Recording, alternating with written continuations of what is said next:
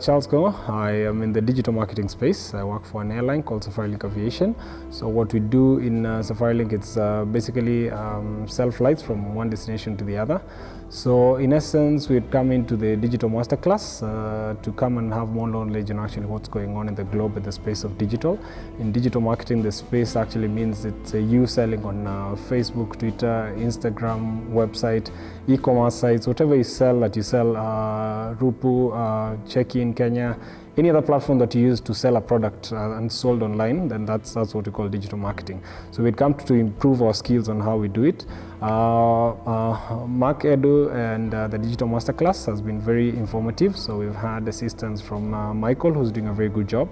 Michael Leander is very experienced, so he actually gives you a lot of knowledge on how things are done within he has vast experience, so that means it's good for us. Altaf has also done a good job by slotting us in with the last minute, so which was actually good.